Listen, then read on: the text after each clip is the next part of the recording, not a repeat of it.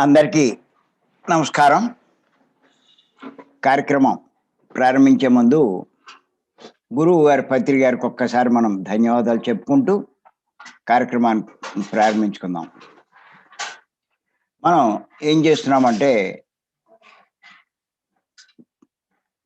ప్రతి క్లాసులో కూడా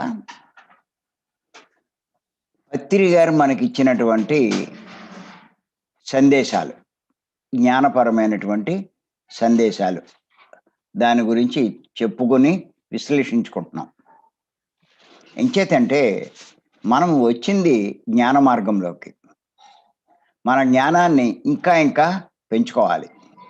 ఎందుకు జ్ఞానాన్ని పెంచుకోవాలి అంటే జ్ఞానం పెరిగే కొద్దీ మనలో ఉన్న దుఃఖం తగ్గిపోతూ ఉంటుంది. ఎంత జ్ఞానం పెరిగితే దుఃఖం అంత తగ్గిపోతుంది. జీవితంలో ఏమి జరిగినా, ఏమి జరగకపోయినా మరి ఎప్పుడూ ఆనందంగానే జీవించగలుగుతారు.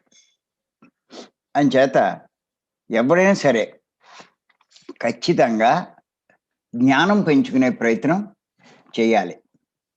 మరి మనం జ్ఞానం పెరిగిందా లేదా అని తెలుసుకోవడానికి పత్రి గారు చెప్పినటువంటి కొన్ని విషయాలు మనం తెలుసుకుంటే దాన్ని బట్టి మనకు అర్థమవుతుంది. మరి అవన్నీ ఆచరించగలిగితే కనుక ఖచ్చితంగా మనం జ్ఞానం ఉన్నవారి కిందే మనం లెక్క వేయచ్చు. అలాగా ఆయన చెప్పినటువంటి సందేశాల్లోని ఇంకొక విషయం ఈరోజు మనం చెప్పుకుందాం. ఏమిటంటే అది ఆత్మజ్ఞాని చనిపోయిన వారి గురించి ఆలోచించడు, చింతించడు. ఇది చాలా చాలా ఇంపార్టెంట్. ఆత్మజ్ఞాని చనిపోయిన వారి గురించి ఆలోచించడు, చింతించడు, అంటే బాధపడ్డు.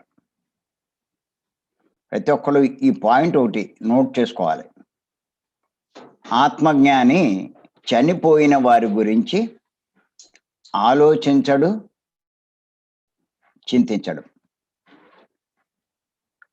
సార్ చెప్తూ ఉంటారు, సహజంగా అన్నాళ్ళు కలిసి జీవించినప్పుడు కొంచెం ఎడబాటు ఏర్పడినప్పుడు మొదట్లో కొంచెం బాధపడతారు, లేకపోతే ఏడుస్తారు.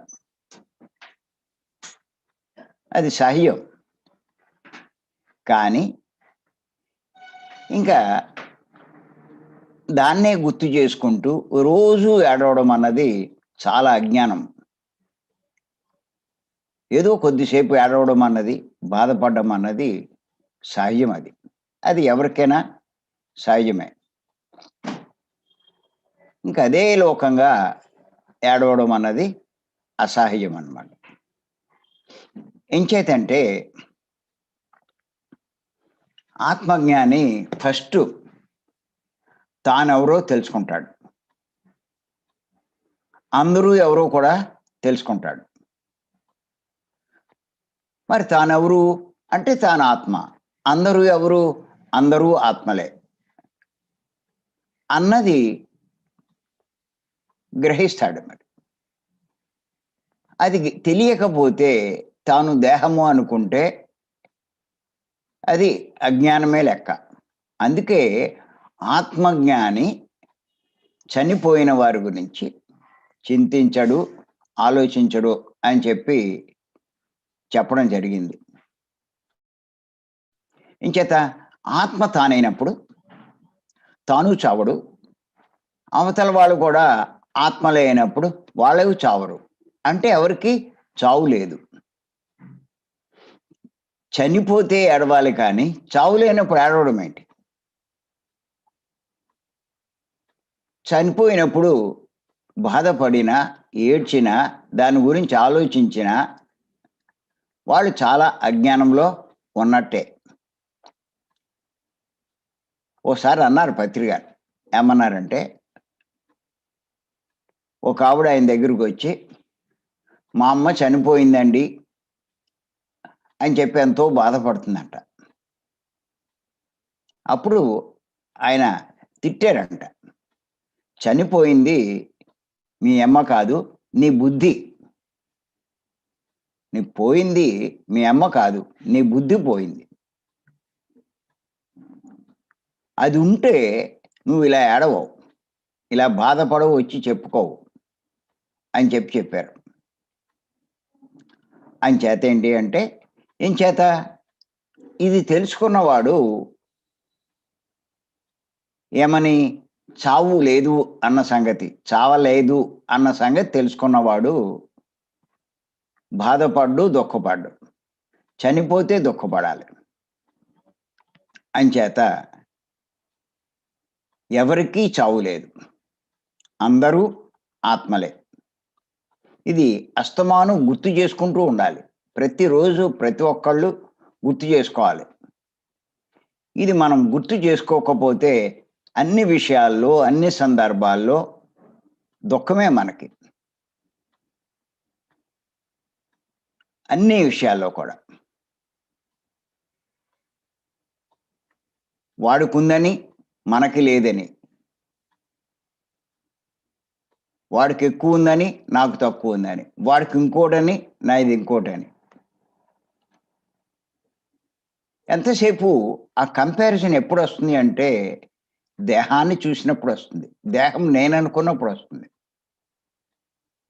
కానీ ఆత్మ నేననుకున్నప్పుడు అర్థమవుతుంది, ఇవేమీ శాశ్వతం కాదు, ఇవేమీ ఉండేవి కావు. ప్రతి ఒక్కరూ కొన్నాళ్ళు ఈ భూమి మీదకి వస్తాం, కొన్ని అనుభవాలు సంపాదించుకుంటాం, కొన్ని పాఠాలు నేర్చుకుంటాం, తర్వాత ఎవరికి వాళ్ళు నిష్క్రమిస్తారు అన్నది తెలుసుకుంటారు. అంచేత దేనికి ఆశపడరు, మరి బాధపడరు, స్వార్థం చూపించరు. ఎన్నో మార్పులు వస్తాయి. ఆత్మ తానన్నది అర్థం చేసుకున్నప్పుడు విమర్శించినా పట్టించుకోరు, ఎవరి మీద పగ ఉండదు, ప్రతీకారం ఉండదు, కష్ట తీర్చుకోవాలి ఉండదు, ఏమీ ఉండదు. అన్నీ అర్థం చేసుకుంటారు ప్రతీది కూడా. ఆ జ్ఞానం పెరిగే కొద్దీ బాగా అర్థమవుతుంది. అంచేత ఏంటంటే, స్పష్టంగా తెలుసుకుంటాడు,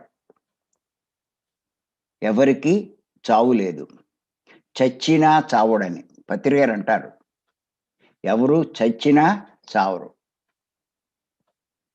చనిపోయేది ఏది అంటే దేహమే, ఆత్మ కాదు. ఇది తెలుసుకోవాలి, ప్రతి ఒక్కళ్ళు తెలుసుకోవాలి. అందుకే పత్రి గారు ఏమంటారంటే, చనిపోకముందే చనిపోవాలంటారు. చనిపోకముందే చనిపోవాలి అంటే, చనిపోకముందే చనిపోవడం అంటే ఏంటి అని మనకు సందేహం రావచ్చు. అంటే చనిపోయిన తర్వాత ఏం జరుగుతుందో మనం జీవించి ఉన్నప్పుడే తెలుసుకోవాలి. అది ఆత్మజ్ఞానికే అది అర్థమవుతుంది, అది తెలుసుకుంటాడు. ఎంచేతంటే గుర్తుపెట్టుకోండి, ఆత్మజ్ఞాని అంటే మామూలు విషయం కాదు. అది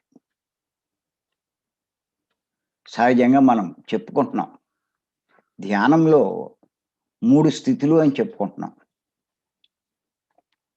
ప్రారంభ స్థితిలో చంచలమైన మనసు నిశ్చలమవుతుందని చెప్పుకుంటున్నాం. అది కొన్ని నెలలు కృషి చేస్తే మనం ఆ స్థితి తేలిగ్గా సాధిస్తాం. అంటే ఆలోచనలు అయిపోతాయి. మనం కళ్ళు మూసి కూర్చున్న 5 నిమిషాలకే ఆలోచనలన్నీ అయిపోతాయి. దానికోసమే ఇప్పుడు మనం కంటిన్యూ మార్నింగ్ కూర్చోవడము, ఈ 3 రోజుల క్లాస్‌కి వాటికి అటెండ్ అవ్వడము ఇవన్నీ చేస్తున్నాం. అలా అక్కడ అపారమైన శక్తి సంపాదించడం వల్ల, అలా కూర్చోవడం వల్ల అపారమైన శక్తి సంపాదించడం వల్ల నెమ్మదిగా ఇంకా కూర్చుంటే ఏమవుతుందంటే రెండో స్టేజ్‌లోకి వెళ్తాం. రెండో స్టేజ్‌లో ఏమవుతుందంటే, ఆ నిశ్చలమైన మనసు నిర్మలమవుతుంది. ఆ నిర్మలమైనప్పుడు ఏం జరుగుతుంది అంటే బుద్ధి వికసిస్తుంది. వివేకం కలుగుతుంది. అప్పుడు బాగా ఆలోచించగలుగుతాడు. అన్ని విషయాలు, అన్నీ తెలుసుకుంటాడు. ఎంతో లోతుగా విశ్లేషణ చేస్తాడు. అంచేత ఏంటంటే ఇంకక్కడ మంచి స్థితి సంపాదిస్తాడు. విచక్షణా జ్ఞానం ఏర్పడుతుంది. అంటే ఏది మంచి, ఏది చెడు, ఏది ధర్మము, ఏది అధర్మము, ఏది న్యాయము, ఏది అన్యాయం ఇయన్నీ బాగా అర్థమవుతాయి. అంచేత చెయ్యకూడనివి చెయ్యడు, చేయవలసినవి చేస్తూ ఉంటాడు. అన్నీ తెలుస్తుంది కాబట్టి. ఏది కరెక్టు, ఏది మరి రాంగు అన్నది అర్థం చేసుకుంటాడు. ఇంకా సాధన కొనసాగిస్తూ ఉంటే అక్కడి నుంచి ఇంకొంచెం థర్డ్ స్టేజ్‌కి వెళ్తాడు. థర్డ్ స్టేజ్‌లో ఏం జరుగుతుందంటే, ఈ నిర్మలమైన మనసు శూన్యమవుతుంది. శూన్యమవుతూ ఉంటుంది. ఒక్కసారి అయిపోదు. ఈ శూన్యం అయ్యే కొద్దీ వారిలో జ్ఞానం ఉదయిస్తుంది. ఈ జ్ఞానం ఉదయించే కొద్దీ వాడి కర్మలు అన్నీ దగ్ధమవుతూ ఉంటాయి. రహితమవుతూ ఉంటాయి. ఇక్కడ అవుతాయండి. గుర్తుపెట్టుకోండి. ఈ కర్మలు ఒక స్థాయిలో అన్నీ దగ్ధమైన స్థాయిలో వాడికి అతీంద్రియ శక్తులు లభిస్తాయి. అతీంద్రియ శక్తులు ఎప్పుడైతే లభిస్తాయో అంటే దివ్య చక్షువు ఈ 2 కళ్ళతో కాకుండా మూడో కన్నుతో సమస్త లోకాలు చూడగలుగుతాడు.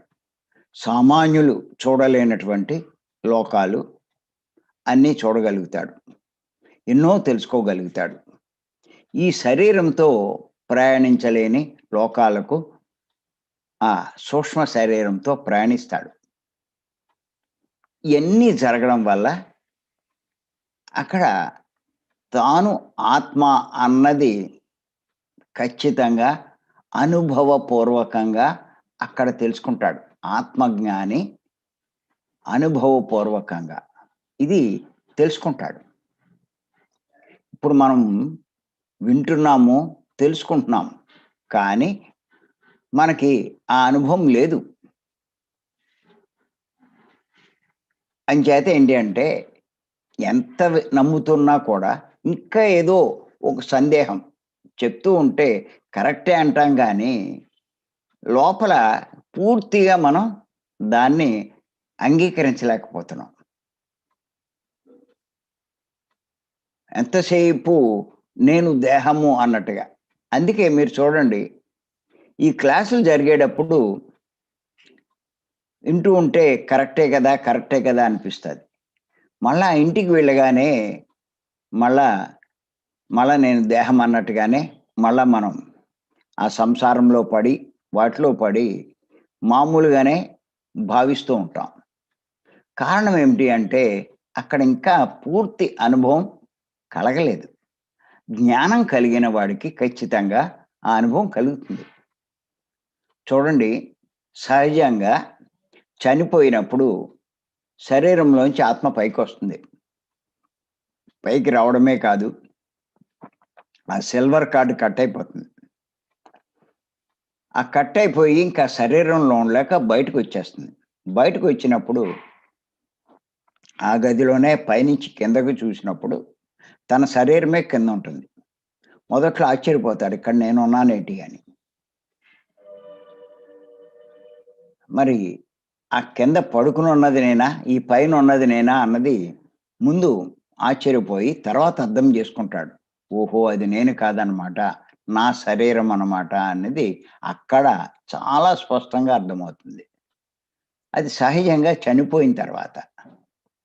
కానీ ఎప్పుడైతే వాడు ఆత్మజ్ఞాని అవుతాడో అంటే ఆ స్థాయికెళ్ళాలి. సాధన ఆ స్థాయికి ఎదిగినప్పుడు వాడు మరి అంత శక్తి సంపాదిస్తాడు సాధనలో. అన్ని రకాలైనటువంటి మరి శక్తులు సంపాదించుకుని మరి తనలోంచి సూక్ష్మ శరీరం బయటికి తీసుకోవడం వల్ల ఆ ఈ శరీరంలోంచి సూక్ష్మ శరీరం పైకొచ్చినప్పుడు ఆటోమేటిక్‌గా తెలుసుకుంటాడు. ఓహో!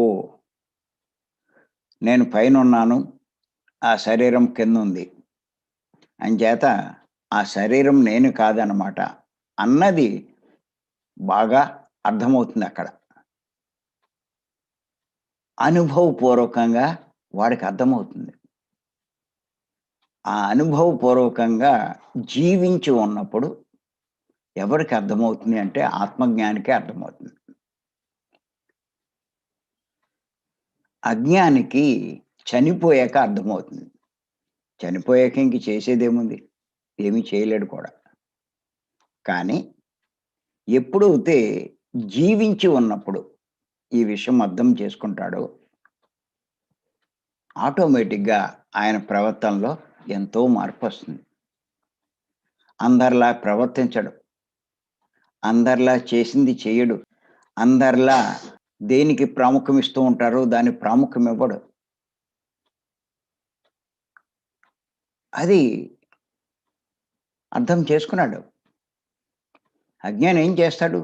ధనానికి ప్రాముఖ్యం ఇస్తాడు. ఆత్మజ్ఞాని ఆత్మ నేనని తెలుసుకున్నవాడు జ్ఞానానికి ప్రాముఖ్యం ఇస్తాడు. ఇక్కడ అందుకే 2 అనుభవమైనా అవ్వాలి. మీ బుద్ధైనా బాగా వికసించాలి. అనుభవం అవుతే ఇంక చెప్పక్కర్లేదు. ఎవడు చెప్పక్కర్ల. కానీ బుద్ధి బాగా వికసిస్తే ఆ అనుభవం లేకపోయినా కూడా బాగా అర్థం చేసుకోగలుగుతాడు.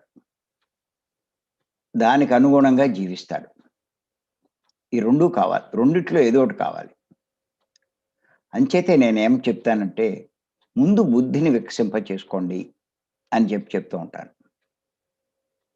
బుద్ధి ఎంత వికసిస్తే మనం జీవితంలో ఆనందం అంత వెల్లివిరుస్తుంది.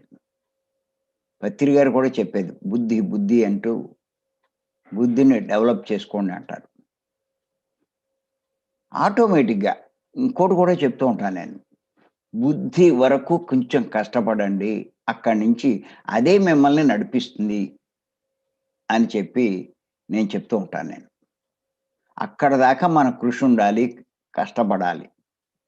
అక్కడి నుంచి అదే మనల్ని నడిపిస్తుంది. మన బుద్ధే మనల్ని నడిపిస్తుంది. అంచేత ఇది తెలుసుకుంటారు.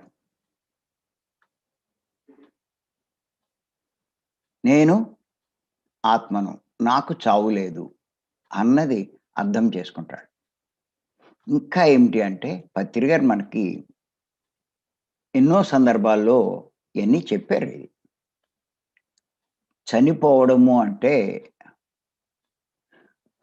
శరీరాన్ని మార్చడం, ప్రదేశాన్ని మార్చడం అని చెప్పారు. ఇప్పుడున్న శరీరం కాకుండా కొత్త శరీరం తీసుకుంటాం.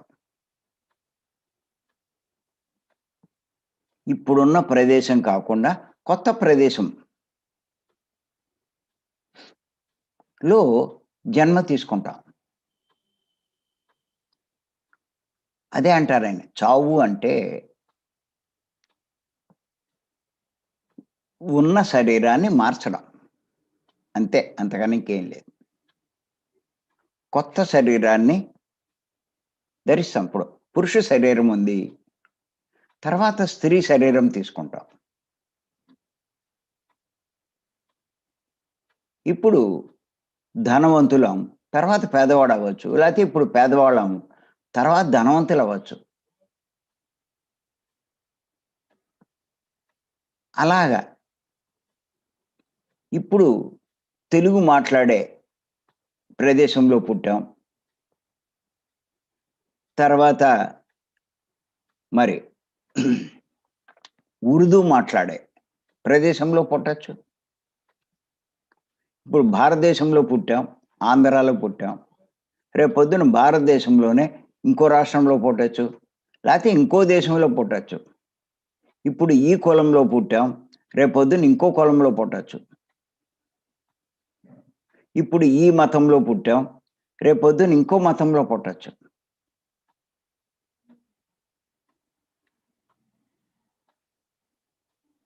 అంచేత ఇది ఆత్మజ్ఞాని తెలుసుకుంటాడు.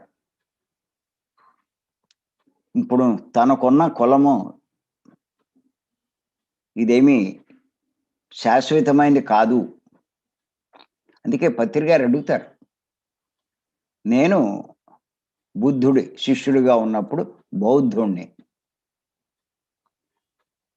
తర్వాత బెంజమిన్ ఫ్రాంక్లిన్ అని అమెరికాలో నేను జన్మ తీసుకున్నాను. అప్పుడు నేను క్రిస్టియన్‌ని. గత జన్మలో హజరత్ ఇనాయత్ ఖాన్ అని హైదరాబాద్‌లో సూఫీ మాస్టర్. అప్పుడు ముస్లింని. ఇవాళ నేను ఒక బ్రాహ్మణ కుటుంబంలో జన్మ తీసుకున్నాను నేను. ఇంతకీ నేను ఎవరినిప్పుడు? నేను ముస్లింనా? క్రిస్టియన్నా? బౌద్ధుడినా? హిందువా? ఇంతకీ ఎవరిని నేను? అని అడుగుతూ ఉంటారాయన. అంచేత ఈ కుల ప్రస్తావన మనం తీసుకొస్తున్నాము అంటే ఇంకా అజ్ఞానంలో ఉన్నట్టే. చాలామంది చూస్తే కనుక ఫస్ట్ ఎవరైనా సరే అడిగేదేంటంటే, మీ క్యాస్ట్ ఏంటి అని అడుగుతారు. మనకు నిజంగా కులం ఎక్కడుంది? మనం మానవులం. అంటే దేహపరంగా చూస్తే కులాలు ఇయన్నీ ఈ తేడాలన్నీ కనిపిస్తూ ఉంటాయి. అదే కనుక ఆత్మజ్ఞానం అవుతే అయేం పెద్ద పట్టించుకోడు. అందరూ మానవులే. అంతా మానవ జాతే. ఒకటే జాతి. అందుకే మన సొసైటీలో ఈ ప్రస్తావన ఎక్కువుండదు. కొత్తగా వచ్చిన వాళ్ళకి ఏమైనా ఉంటే ఉండొచ్చు గానీ, లేకపోతే ఈ ప్రస్తావనే ఉండదు. అంచేతేంటి అంటే, ఇయన్నీ మెల్లిమెల్లిగా ఒక్కొక్కటి ఆత్మజ్ఞానికి అర్థమవుతుంది. చాలా మార్పొస్తుందండి. అజ్ఞానంలో ఉన్నప్పటికీ జ్ఞాని కావడానికి ఎంత తేడా ఉంటుందంటే అంత తేడా. ఎన్ని రకాలుగా మనం చూస్తే ఇయన్నీ చూస్తే మనకి అర్థమవుతూ ఉంటుంది. అంతేకాదు, ఇంకా మీరు గమనించినట్లయితే మరి భగవద్గీతలో శ్లోకం కూడా చెప్తూ ఉంటారు పత్రి గారు మనకి. ఈ దేహం అన్నది మనం ధరించిన ఒక వస్త్రం లాంటిది అని కృష్ణుల వారు చెప్పడం జరిగింది. వాసాంసి జీర్ణాని యథా విహాయ నవాని గృహ్ణాతి నరోపరాణి తదా శరీరాన్ని విహాయ జీర్ణాని అన్యాని సంయాతి నవామి దేహాని. మరి చిరిగిపోయిన వస్త్రాలు వదిలేసి కొత్త వస్త్రాలు ఎలా ధరిస్తామో, జీర్ణమైపోయిన దేహాన్ని, ముసలిదైపోయిన దేహాన్ని వదిలేసి మళ్ళా మనం కొత్త దేహం తీసుకుంటాం. మనము అంటే ఆత్మ. అది. ఇయన్నీ జ్ఞానికి తెలుసిది. అజ్ఞానికి ఏమీ అర్థం కావు. అర్థం కాక ఈ దేహం నేననుకుంటూ, చుట్టూ ఉన్న వాళ్ళంతా నా వాళ్ళనుకుంటూ, వాళ్ళేదైనా అయితే, వాళ్ళు దూరమవుతే ఏడుస్తూ కూర్చుంటారు. నా బతికి ఇలా అయిపోయింది ఏమిటి అని. ఏదో వాళ్ళెళ్ళిపోయారు, తానేదో ఉండిపోయాడు అని ఎంతో బాధపడతారు. వీడేదో పర్మనెంటు, వాడేదో టెంపరరీ లాగా. వీడు కూడా కొన్నాళ్ళకి వాడిలా వెళ్ళిపోవలసిన వాడే. ఈడేదో ఇక్కడ పర్మనెంట్‌గా ఉండిపోయి, ఆయనే ఎళ్ళిపోయినట్టు, భర్త ఎళ్ళిపోయాడు పాపం, ఈవిడ ఉండిపోయింది అనుకుంటూ. అందుకే అంటారు. ఏమంటారంటే, చచ్చిన శవాన్ని చూసి, చనిపోయిన వాడిని చూసి ఎవరైనా ఏడుస్తుంటే ఏమంటారంటే, చచ్చిన శవాన్ని చూసి చావబోయే శవం ఏడుస్తుంది అని అంటూ ఉంటారు. ఏడుస్తుంటే ఎలా ఉంటుందంటే అది చచ్చిన శవం. ఈ ఏడుస్తున్నవాడెవడు? చావబోయే శవం. ఇదేదో పర్మనెంట్‌గా ఉండేటట్టు, వాడే చనిపోయినట్టు ఇలా భావిస్తూ ఉంటారు. కానీ ఇయన్నీ తెలుసుకోవాలి. ఆత్మజ్ఞాని ఇవన్నీ అర్థం చేసుకోవాలి. ఎన్ని విషయాలు తెలుసుకోవాలి. ఊరికే అంటారు దుఃఖం పోవాలి, దుఃఖం పోవాలి అని. ఎలా పోతుంది? ధ్యానం చేస్తున్నాం. జ్ఞానం రాకపోతే ధ్యానం చేసినంత మాత్రాన దుఃఖం లేకుండా ఎలా ఉంటది?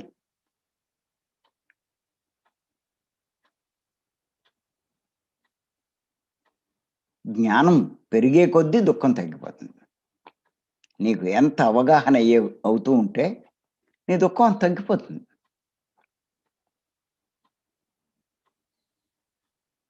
ఆ అవగాహన లేకపోతే దుఃఖమే.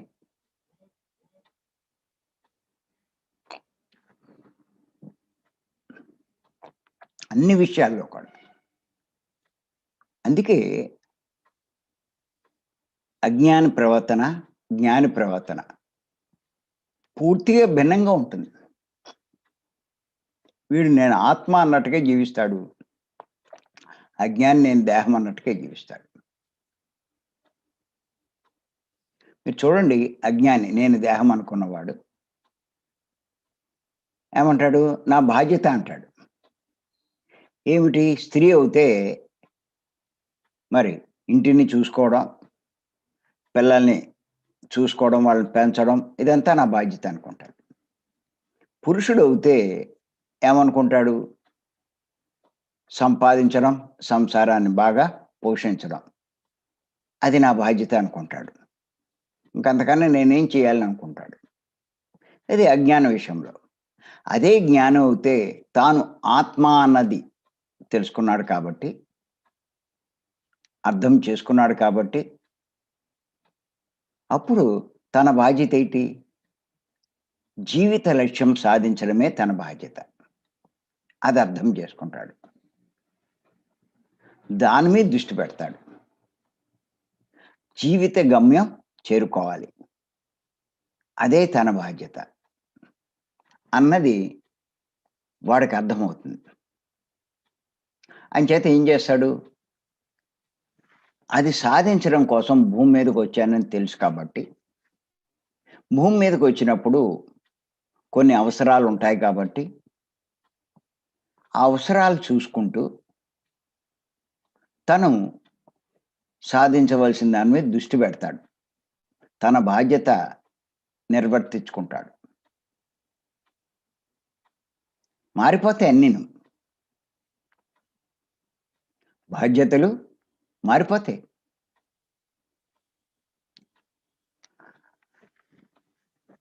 ఆత్మ తానైనప్పుడు అది అర్థం చేసుకున్నాం. అందుకే ఏ విషయంలో అయినా సరే గమ్ముని మీకు తెలుసుకోవాలనుకున్నప్పుడు వెంటనే ఈ ప్రశ్న వేసుకోవాలి.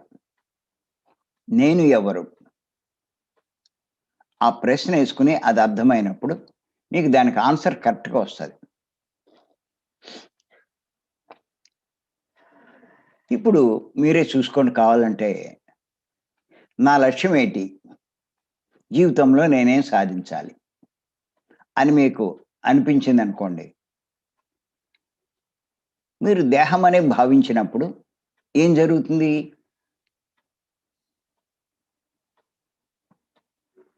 ఒక్కొక్కళ్ళకి ఒక్కో రకం లక్ష్యం. డబ్బు బాగా సంపాదించాలి ఒకడు. ఒకడు ఇంకొక దాని మీద పాటల్లో ఆసక్తి, పాటలు పాడడంలో. నేను మంచి సింగర్ అవ్వాలనుకుంటాడు. లేతే రాజకీయాల ఆసక్తి. నేను మంచి ఒక మినిస్టర్ అవ్వాలి, లేతే ఎమ్మెల్యే అవ్వాలి. అది తన లక్ష్యం అనుకుంటాడు. ఇంకా 24 గంటలు దాని మీదే దృష్టి పెడతాడు, కృషి చేస్తాడు. అలాగా ఏదో ఒకటి సాధించాలని చెప్పి చూస్తారు. కానీ ఇది అజ్ఞానంలో ఉన్నప్పుడు, తాను దేహం అనుకున్నప్పుడు ఉండే లక్ష్యాలు. తాను ఆత్మ అన్నది అర్థమైనప్పుడు మరి తన లక్ష్యం ఏంటి? తన లక్ష్యం ఏంటి అంటే మరి సత్యలోకం చేరడం. పూర్ణాత్మ నుంచి విడిపడిన తాను నిర్దేశింపబడ్డాడు. నువ్వు మళ్ళా నా స్థాయికి వచ్చేదాకా మళ్ళా భూమి మీద తిరుగుతూనే ఉండాలి. పునరపి జననం పునరపి మరణం. మళ్ళా అక్కడికి చేరితే ఇంక మళ్ళా భూమి మీదకి రావక్కల. అది అర్థమవుతుంది. ఆత్మ తాను అన్నదే అర్థమైనప్పుడు. అప్పుడు దాని మీద ఎక్కువ దృష్టి పెడతాడు. మిగతా వాటికి ప్రాముఖ్యం తగ్గించేస్తాడు. అవసరాలకు ఉంటే చాలు. అంటే అన్నీ వదిలేస్తాడని కాదు అక్కడ. పత్రి గారు అదే చెప్తారు. సంసారం వదలక్కలేదు, సంపాదన వదలక్కలేదు, సంసార సుఖాలు వదలక్కలేదు. అన్నీ చూసుకుంటూ నీ లక్ష్యం మీద దృష్టి పెట్టు. నీ సమయాన్ని వృధా చేయొద్దు. అదే ఆయన చెప్పేది. ఇలా కనుక మనం జీవించినట్లయితే ఆ లక్ష్యాన్ని మనం సాధిస్తాం. అంచేత మరి ఆత్మైన మనము చావు లేనప్పుడు ఎలా చింతిస్తాం? చావడానికి మనం ఎందుకు భయపడతాం? చూడండి, చాలామంది ఎవరు చనిపోయినా బాధపడతారు. తను చనిపోవడానికి బాధపడిపోతాడు. చనిపోతానేమో అని ఎంత టెన్షన్. ఈ కోవిడ్ రాగానే ఎంత అల్లకల్లోలం అయిపోయారు అందరూ. ఏమైపోతుంది అంటే ఆత్మజ్ఞానికి ఆ కంగారు ఏమో ఉండదు. ఏముంటుంది? మళ్ళా ఇంకో శరీరం వస్తుంది. అప్పుడు ఉన్నాయన్నీ పోతాయి కదా అంటారు. ఈ ఉన్నాయన్నీ ఉంటాయా? అయ్యి ఉండవు, ఈడు ఉండడు. అది ఆత్మజ్ఞానికి తెలుస్తుంది, అజ్ఞానికి తెలియదు. అంచేతే అజ్ఞాని అన్నిటికీ దుఃఖిస్తాడు, బాధపడతాడు. ఆత్మజ్ఞాని దేనికి దుఃఖించడు, దేనికి బాధపడ్డాడు. అంచేత మరి చనిపోయిన వారి గురించి చింతించడు, ఆలోచించడు. ఎంచేతంటే ఇంకా వాళ్ళ గురించి ఆలోచిస్తూ ఉంటే మరి తాను చేసే పని మీద దృష్టి ఎక్కడ ఉంటుంది?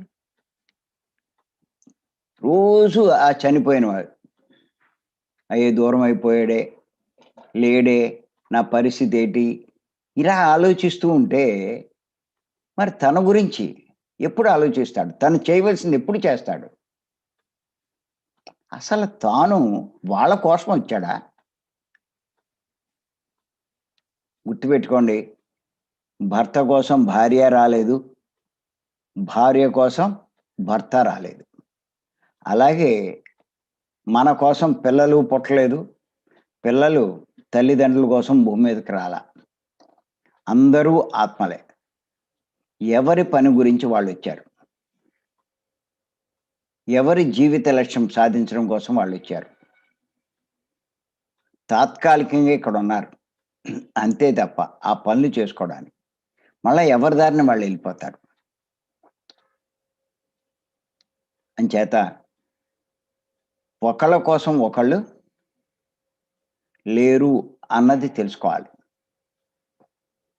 మన పని కోసం మనం వచ్చాం, మన పని మీద మనం దృష్టి పెట్టాలి. కలిసి ఉంటాం, ఉండకనే ఎలా ఉంటాం? ఇంతకుముందు కూడా ఒకసారి చెప్పాను నేను. ఒక బొంబాయో ఎక్కడికో వెళ్ళాం, ఓ హోటల్లో దిగాం. అదే హోటల్కి ఎన్నో రాష్ట్రాల నుంచి అక్కడికి వస్తారు.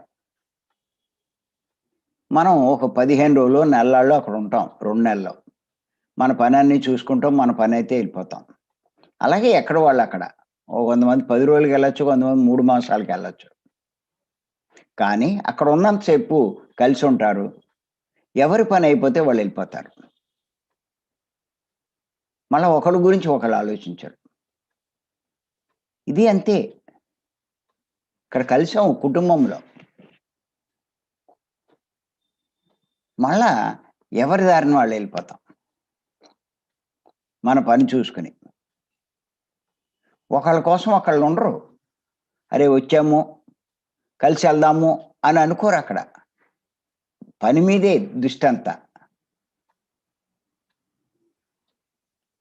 అలాగా ఓ చెట్టు మీద మీరు చూడండి ఎన్నో పక్షులుంటాయి. తెల్లారగానే వేటికవి ఆహారం కోసం వెళ్ళిపోతాయి. మళ్ళా ఎక్కడెక్కడి నుంచో వస్తాయి. ఇది అంతే. ఇది అర్థమైన వాడికి మరి నిజంగా కూడా జ్ఞానే వాడు. ఇది అర్థం కాకపోతే అజ్ఞానే.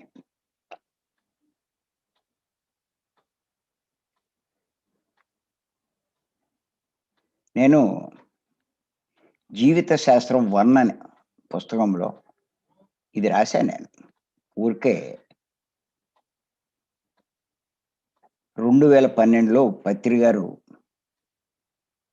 సత్యయుగం వస్తుంది, అందరూ జ్ఞానులవుతారు అని అన్నప్పుడు దాని మీద ఇది రాశాను. ఎలా ఉంటుంది 2012 తర్వాత అన్నదాన్ని తీసుకొని రాశానన్నమాట. అంటే ప్రతి ఒక్కళ్ళు జ్ఞానులవుతారు. ఈ ధ్యానం చేసి ప్రతి ఒక్కళ్ళు జ్ఞానులవుతారు. అన్నది తెలుసుకోవడానికి మరి పత్రి గారు ఏం చేశారు అంటే, తన దగ్గరికి వచ్చిన వాళ్ళని ఒకళ్ళని ఒక్కొ ఓ చోటకి పంపించారు. ఓ కుటుంబాన్ని దగ్గరికి. పంపిస్తే మొట్టమొదట ఆ ఇంట్లో భార్య కనిపించింది. కనిపిస్తే వాడు చెప్పాడు. మీ ఆయన అక్కడికొచ్చాడు. బెంగుళూరు వ్యాలీ ఏదో. ఆవిడేమీ ఏడవలేదంట. "ఏముంది నాయనా, మరి చెట్టు మీద పక్షులని వస్తాయి. మళ్ళా ఎవరి దారిన ఆళ్ళు ఎళ్ళిపోతాయి. ఇది సహజం కదా!" అందంట. ఆశ్చర్యపోయాడు. ఆ ఇంట్లోకి ఎవరి దగ్గరికెళ్లి అడిగితే ఇలాగే చెప్పుకొచ్చారంట. అరే! పత్రి గారి శిష్యులయ్యి ధ్యానం చేస్తూ ఉంటే అందరూ ఇంత జ్ఞానులయ్యారే అని చెప్పి చాలా సంతోషించాడంట. ఆ ఇంట్లో పని మనిషి గూడా ఇలాగే చెప్పిందంట. ఓ సత్రంలో దిగుతారు. మళ్ళా ఎవరి దారిన పని చూసుకొని ఎళ్ళిపోతారు. ఇది ఏముంది నాయనా అని చెప్పి అందంట. ఎవరు బాధపడుతున్నట్టు కనిపించట్ల. అప్పుడు వాడెళ్ళి పత్రి గారికి చెప్పారు. ఏమని? మీరు చెప్పినటువంటి ఆ సత్యయుగం ఖచ్చితంగా వచ్చిందండి. అందరూ జ్ఞానులయిపోయారు అని చెప్పాడు. అప్పుడాయన చాలా సంతోషించారు. అది ఖచ్చితంగా వస్తుందది. ఊరికే మనం అలా 2012 ఒక టార్గెట్ పెట్టుకున్నాం కానీ, ఖచ్చితంగా ఆ పరిస్థితి భూమి మీద వచ్చి తీరుతుంది. దానికోసమే ఆయన అహర్నిశలు కృషి చేస్తున్నారు. మనమంతా కూడా కృషి చేస్తున్నాం. మనం కూడా అందులో ఒక భాగస్వాములమే. ఇప్పుడు ఇక్కడున్నది మనం నేర్చుకోవడం కాదు. కొన్ని వేల మందికి, లక్షల మందికి నేర్పబోయే వాళ్ళమే మనమందరం కూడా. ఇది గుర్తెట్టుకోండి. ఎవరైతే ఈ 3 రోజుల క్లాస్‌కొస్తున్నారో, ఇలాంటి జూమ్‌లోకొస్తున్నారో, జ్ఞానపరమైనయి నేర్చుకోవడానికి ప్రయత్నం చేస్తున్నారో, మనమంతా కూడా భవిష్యత్తులో ఎన్నో వేల మందికి జ్ఞానాన్ని అందించబోయేటువంటి మరి మాస్టర్‌లమే మనమంతా కూడా. ఊరికే ధ్యానం నేర్చుకోవడానికి వచ్చిన వాళ్ళం కాదు. మన ద్వారా ఎంతో మందిని మనం తయారు చేయబోతున్నాం. మనమంతా కాబోయే మాస్టర్లు. అందుకే జ్ఞానం మీదే ఎక్కువ దృష్టి పెడుతున్నాం మనం. ఎక్కడా ఎక్కువ ప్రాముఖ్యం ఇవ్వట్లేదు మనం. దేహం గురించి, రోగాల గురించి. ఆత్మలమైన మనము ఇంకా దేహం గురించి ఆలోచిస్తే, ఈ మార్గంలోకొచ్చి, పత్రి గారి మార్గంలోకొచ్చి, ఇంకా దేహము, రోగాలు అంటే మనకంటే మూర్ఖుడెవడు అసల? అసలు చెప్పేవాడు ఎవడున్నాడసల? నువ్వు ఆత్మరా నాయనా అని చెప్పి బోధించేవాడు ఎవరున్నారు? గురువులే, పెద్ద పెద్ద గురువులే. వేల మంది ఉన్నారు శిష్యులు, లక్షల మీద ఉన్నారు. కానీ నువ్వు ఆత్మ అని చెప్పినోడు ఎవరు లేరు. అలా చెప్పగలిగింది మన పత్రి గారు ఒక్కడే. మరి అటువంటి పత్రి గారి మార్గంలోకొచ్చి ఇంకా నువ్వు దేహం గురించి, ఇంకా నువ్వు కోరికల గురించి వాటి మీదే ఎక్కువ దృష్టి పెడితే జ్ఞానం ఎప్పుడొస్తుంది? నువ్వు ఆత్మని ఎప్పుడు తెలుసుకుంటావు? నీ కళ్ళు ఎప్పుడు తెరుస్తావు? మిగతా వాళ్ళ కళ్ళు ఎప్పుడు తెరిపిస్తావు? నీ దుఃఖంలోంచి ఎలా బయటపడతావు? ఒక కష్టం పోతే సరిపోతుందా? శాశ్వతంగా నీ మొత్తం దుఃఖంలోంచి బయటపడాలి. ఒకటా? మనకున్నాయి. ఎన్ని రకాలున్నాయి. శారీరకపరమైనటువంటి ఇబ్బందులున్నాయి. మానసికపరమైన ఇబ్బందులున్నాయి. బుద్ధిపరమైనవి ఉన్నాయి. పత్రి గారు చెప్తూ ఉంటారు కదా! శారీరక స్థితి దాటాలి. మనోస్థితి దాటాలి. బుద్ధిపరమైన స్థితి కూడా దాటాలి. శారీరక స్థితిలో ఉంటే తప్పులు, పాపాలు చేస్తాం. బుద్ధిపరమైన స్థితిలో మనమున్నప్పుడు పుణ్యాలయి చేస్తాం.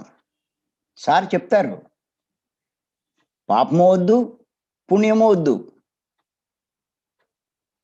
పుణ్యం కూడా బంధమే. పాపం అన్నది ఇనప గొలుసు అవుతే, పుణ్యం అన్నది బంగారం గొలుసు. దాన్ని కూడా దాటంటారు.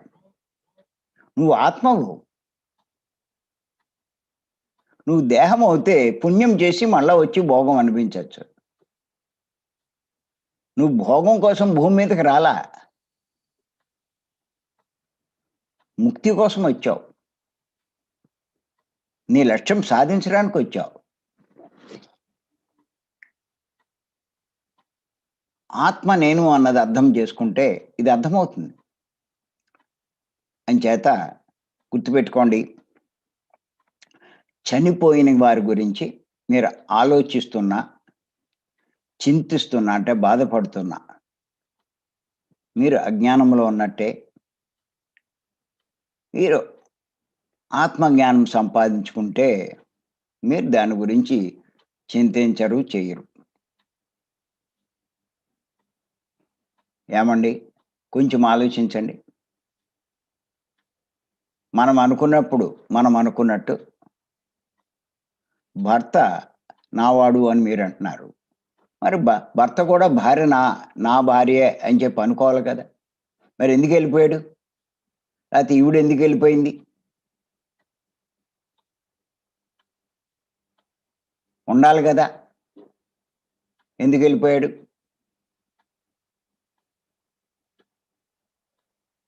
ఎందుకు వెళ్ళిపోయాడు అంటే వాడు నిర్ణయించుకొచ్చినటువంటి డిజైన్ ప్రకారం వాడు అక్కడ ప్లాన్ చేసుకొచ్చాడు. ఎన్నాళ్ళు ఉండాలో, ఏం చేయాలో ఇవన్నీను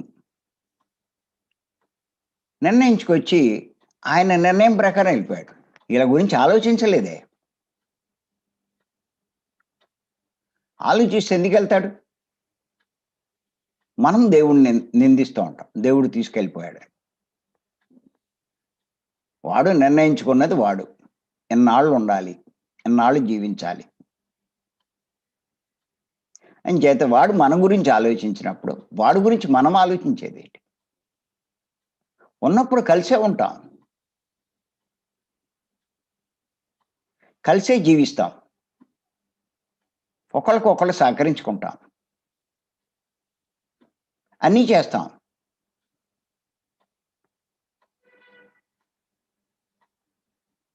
దేహం తీసుకున్నాం కాబట్టి. కానీ మనం దేహం తీసుకున్న ఆత్మలమే కానీ దేహాలం కాదు. ఇది అర్థం చేసుకోవాలి. ఎంత ఇది అర్థమవుతే అంత దుఃఖంలోంచి బయటపడతాం. ఎన్నో తెలుసుకోవాలి. ఎంతో ఆలోచించాలి. అసమర్ష కాదు.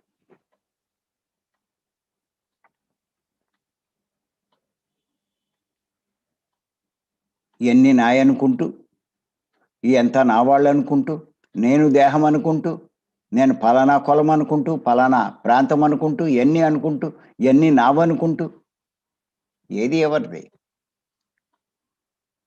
ఎన్నో సార్లు చెప్పుకున్నాం మనం. ఇదంతా ఒక నాటకం. నాటకంలో ఒక పాత్ర మనదంతే.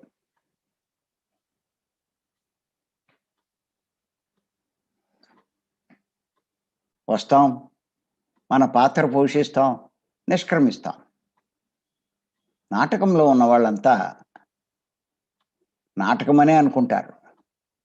అలాగే ఈ జీవితం ఇది కూడా ఒక నాటకమే అనేటువంటి భావంలోనే మనం జీవిస్తూ ఆత్మ నేనని తెలుసుకుని, ఆ జ్ఞానం పెంచుకునే ప్రయత్నం చేయాలి. అదే పత్రి గారు చెప్పేది. అంచేత ఆత్మజ్ఞాని మరి చనిపోయిన వారి గురించి ఆలోచించడు, చింతించడు. తన పని తాను చేసుకుపోతాడు. తన ఆత్మ కాబట్టి, తాను సాధించవలసింది తన లక్ష్యం వేరే కాబట్టి, తన లక్ష్యం మీద దృష్టి పెడతాడు. వెళ్ళిపోయిన వాడి గురించి ఆలోచిస్తూ జీవితమంతా నష్టపోడు. ఎందుకొచ్చాడు? వచ్చింది ఒకటి. వాళ్ళ కోసం, వీళ్ళ కోసం రాలా. తన లక్ష్యం సాధించడానికి వచ్చాడు. ఆ లక్ష్యం మీదే దృష్టి పెడతాడు. తన జీవితాన్ని వృధా చేసుకోడు. మరి బాధపడ్డు. ఇంక అదే ఆలోచిస్తూ ఇంక నా బతుకంటూ ఇంకేమీ చెయ్యకపోతే దేనికి? పైకెళ్ళాక తెలుస్తది.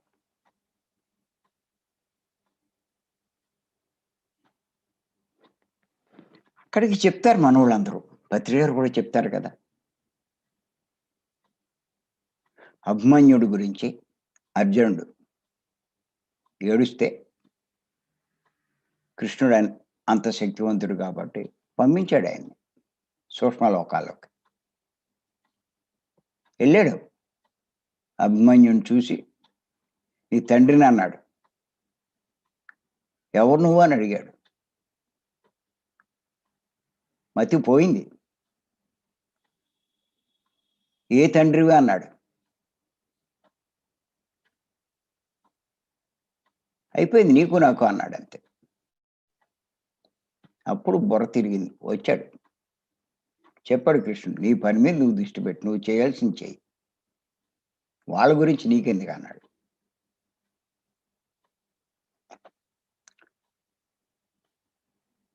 అంచేత ఇవన్నీ మనం తెలుసుకోవాలి. ఎంత బోధిస్తూ ఉంటారో పెద్దలు, జ్ఞానులు. అందుకే జ్ఞానవంతమైన పుస్తకాలు చదవాలి అని చెప్తూ ఉంటాను. పత్రి గారు కూడా అదే చెప్తారు మనకి. దేహపరమైన పుస్తకాలు చదివితే ఏమర్థమవుతుందండి ఇయన్నీ? ఆత్మ జ్ఞానానికి సంబంధించిన పుస్తకాలు చదవాలి. పత్రి గారి పుస్తకాలు చదవాలి. భగవద్గీత చదవమంటారు. ఉపనిషత్తులు చదవమంటారు. ఆ పురాణాలు చదవమంటారు. ఆ శంకరాచార్యుల వారు చెప్పినవి చదవమంటారు. ఆటిల్లో వారిలో చెప్పినవన్నీ ముఖ్యమైనవన్నీ తీసిచ్చారు పత్రి గారు. అన్నీ చదవండి మనకి ఎన్నో అర్థమవుతాయి. జాగ్రత్తగా చదువుతుంటే మెల్లిమెల్లిగా, మెల్లిమెల్లిగా చదువుతుంటే. ఇదంతా అర్థమవుతుంది బాగా. రూఢి చేసుకోవాలండి. నేను ఆత్మ, నేను ఆత్మ. అందుకే నేను చెప్తాను నేను. మన గదిలోనే పడుకున్న చోట నిత్యం కనిపించే ప్లేస్‌లో. నేను దేహం కాదు, నేను ఆత్మను అన్నది రాయమంటాను నేను పెద్ద అక్షరాలతో. కంపల్సరీ. ఆత్మజ్ఞాని కాదలుచుకున్న వాళ్ళు ప్రతి ఒక్కళ్ళు ఇది రాయాలి ఇది. నిత్యం తలుచుకుంటూ ఉండాలి. మన జ్ఞానం పెరిగే కొద్దీ. సో, ఆ రకంగా జీవించే కొద్దీ. దీనికి మనం ఎక్కువ ప్రాముఖ్యం ఇవ్వాలి. అంచేత ఇది గుర్తుపెట్టుకోండి. మనము ఆత్మలం. భూమి మీదకొచ్చింది జ్ఞానం పెంచుకోవడానికి. అనుభవ జ్ఞానం. ఆ అనుభవ జ్ఞానం. అందుకే పత్రి గారంటారు. ఏమంటారంటే, "నువ్వు తపస్సు చేసి అంటే ధ్యానం చేసి, తపోలోకాలకు వెళ్ళినా కూడా మళ్ళా భూమి మీదకి తిరిగొస్తావు. కానీ ఎప్పుడైతే నువ్వు ఆ సత్యాన్ని అనుభవంలోకి తెచ్చుకుంటావో, సత్యము అంటే ఆత్మ. అనుభవంలోకి తెచ్చుకుంటావో, అప్పుడు నువ్వు సత్యలోకానికి చేరుకుంటావు" అంటారు. సత్యం అనుభవంలోకి రాకపోతే సత్యలోకం చేరుకోలేం. గమ్యం. మన లక్ష్యం. సాధించలేం. తెలిసింది. ఆత్మ నేనన్నది తెలిసింది. కానీ అనుభవంలోకి రాలా. అనుభవంలోకొస్తే ఏడవడు, చింతించడు, తన పనులన్నీ మానేయడు. దాని గురించి ఆలోచించడు. దాని గురించి బాధపడడు. తన పని తాను చేసుకుంటాడు. ఆయన పని ఆయనది అయిపోయింది. ఆ ఆత్మ నిర్ణయించుకొచ్చాడు, వెళ్ళిపోయాడు. నా పని నేను చేసుకుంటాను. తన జ్ఞానం తను పెంచుకుంటాడు. దాని మీద దృష్టి పెడతాడు. చెప్తారు. ఇలా చెయ్యండి. మీకు మంచి జరుగుతుందని చెప్తారు. వినకపోతే పట్టించుకోరు. చెప్పాలి. మన భార్య కాబట్టి చెప్తాం. భర్త కాబట్టి చెప్తాం. పిల్లలు కాబట్టి చెప్తాం. వినకపోతే దాని గురించి ఆలోచించవలసి వారు ఇంకా కొన్ని జన్మలు తీసుకోవాల్సిన అవసరం ఉంది. తీసుకుంటారు. అప్పుడు ఆళ్ళే నేర్చుకుంటారు.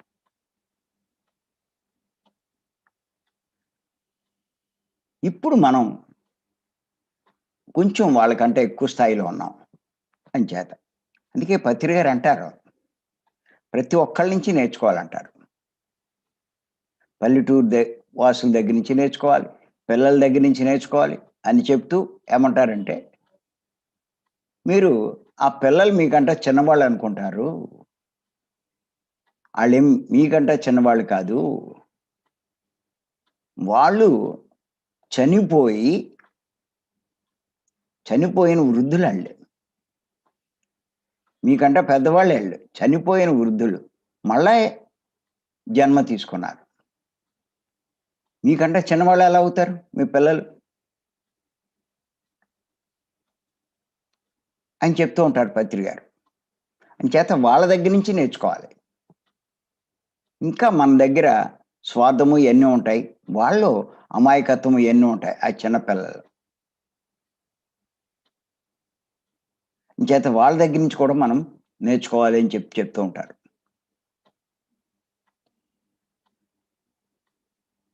అంచేత ఏంటి అంటే, ఇయన్నీ మనం తెలుసుకొని, దానికి అనుగుణంగా మనం జీవించాలి. మనం ఆత్మజ్ఞానం సంపాదించుకోవాలి. దానికి అనుగుణంగా జీవించాలి. ఇయన్నీ దృష్టిలో పెట్టుకుంటే దుఃఖం నుంచి తేలిగ్గా బయటపడతాం. బయటపడమనే పత్రి గారు చెప్పేది. ఇంత గొప్ప గురువొచ్చినప్పుడు ఇవన్నీ ఆలోచించాలి బాగా. మరి ఈ అవకాశం ఇచ్చిన మీ అందరికీ నేను మరొక్కసారి ధన్యవాదాలు చెప్తూ మరి thank you. Thank you. Thank you.